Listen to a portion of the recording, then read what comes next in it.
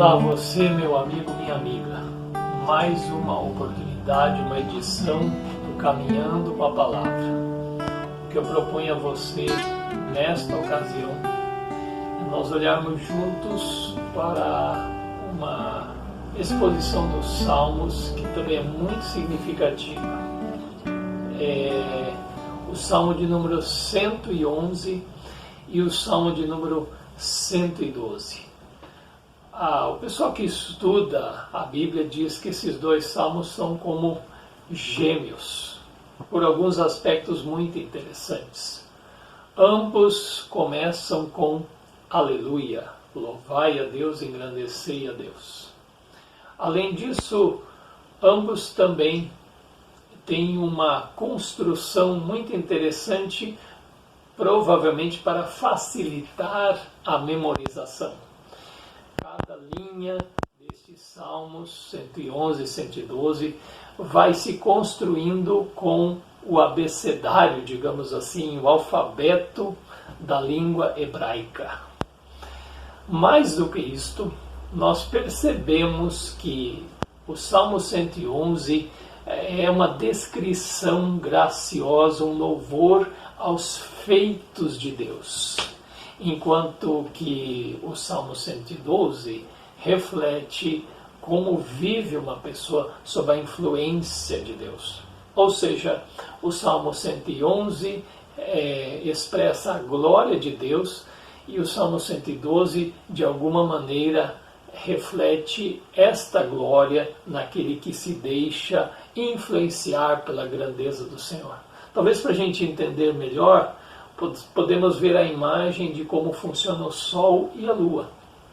O Sol tem a sua luz própria, tem a sua vida própria, e a Lua, ao estar, digamos, com a face voltada para o Sol, ela reflete esta luz do Sol que pode ser vista. E nesse sentido é que é precioso nós entendermos algo que daí tem o sentido do que eu quero dizer, que é o tema desta nossa reflexão. O caráter de Deus que se reflete nos filhos seus. Observe comigo o primeiro versículo de ambos os salmos. O Salmo 111 é um convite, ou é a pessoa que faz uma declaração de que louva o Senhor de todo o seu coração em um ambiente público. E eu quero com isso também lembrar um outro detalhe muito significativo desta nossa construção.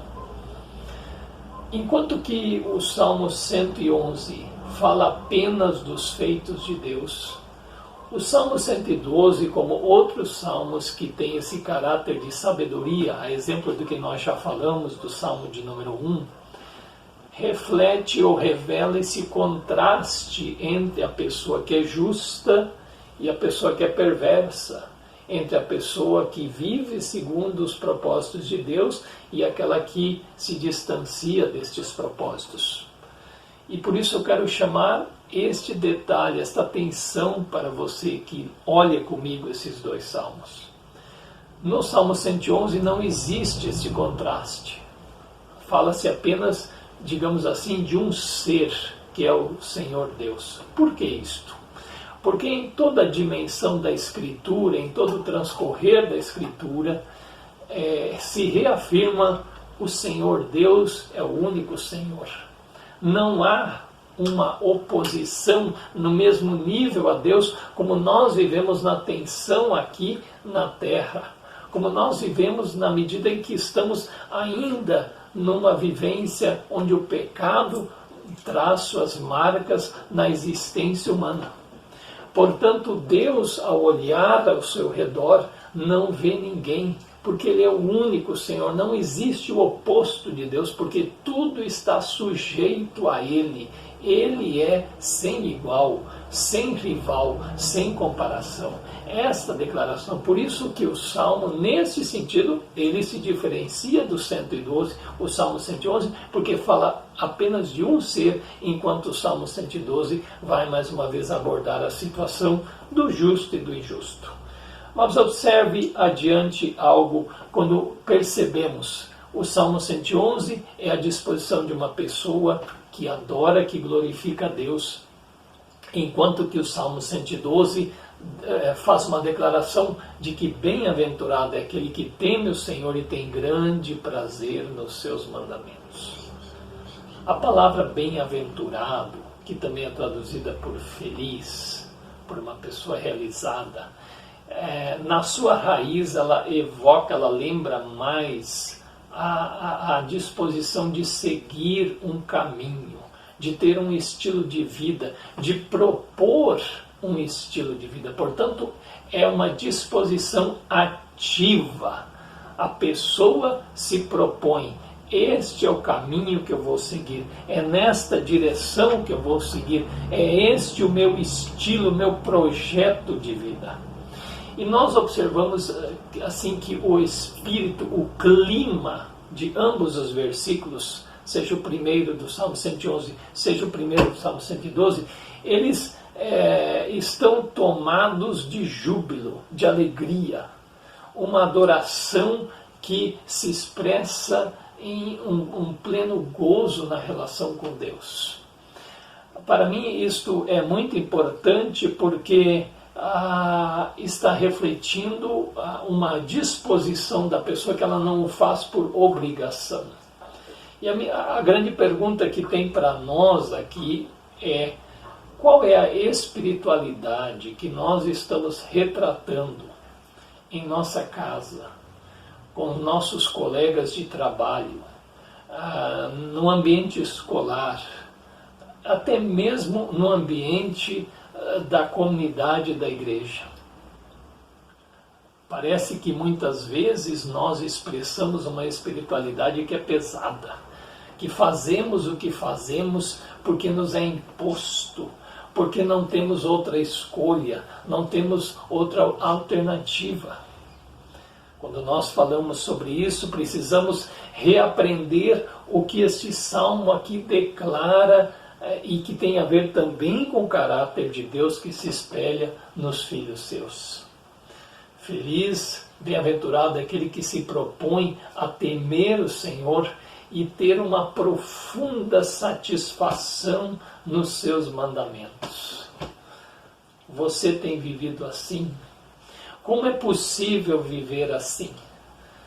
A gente entende isto olhando para o último versículo do Salmo 111, que é um versículo que nos lembra o livro de Provérbios, porque o último versículo do Salmo 111, o versículo 10, ele diz assim: o temor do Senhor é o princípio da sabedoria.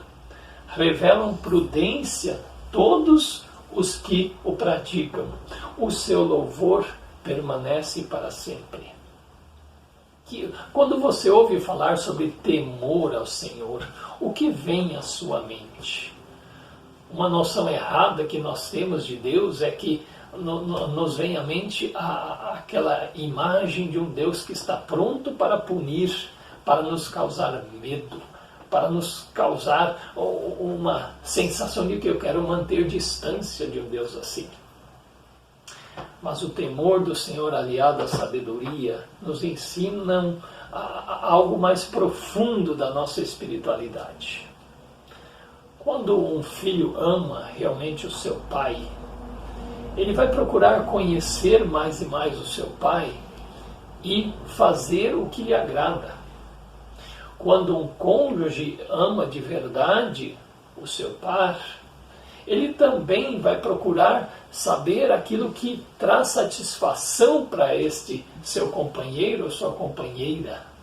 E de vez em quando, ou em todos os momentos da vida, fazer aquilo que lhe dá grande alegria. Portanto, nessa relação existe um certo respeito e, ao mesmo tempo, uma disposição de fazer de tal forma que alegre. Aí, meu querido e minha querida, eu convido você a entender o que é o temor ao Senhor. O temor ao Senhor é uma reverência, uma prostração de alguém que foi alcançado pelo amor deste Deus por meio de Jesus na cruz.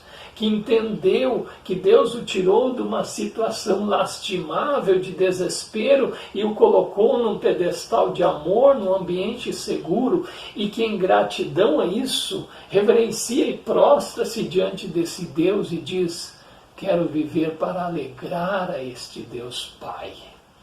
Quero viver não para entristecer o coração de Deus, mas viver uma espiritualidade, uma devoção, uma relação que alegre o coração de Deus.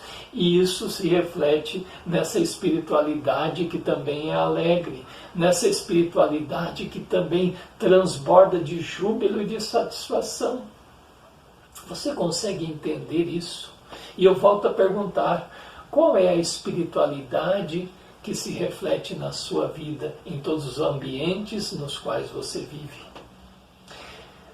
É bom a gente entender que discipulado envolve termos um coração ensinável, um coração que, a exemplo, por exemplo, daquela mulher que estava lá no poço sozinha, ficou parada junto a Jesus, escutando os seus ensinamentos, recebendo aquela dádiva de Jesus. Meu querido, minha querida, Deus dê a nós um coração assim, que teme a Deus, que procura conhecer qual é a sua vontade e que tem um grande prazer em observar os seus mandamentos. Sejamos discípulos e discípulas de Jesus, que tem grande satisfação em viver junto dele e também cumprir a sua vontade. Nós vamos seguir com a reflexão destes 2 salmos numa próxima ocasião. Deus abençoe a você, caminhando com a palavra, caminhando com Jesus.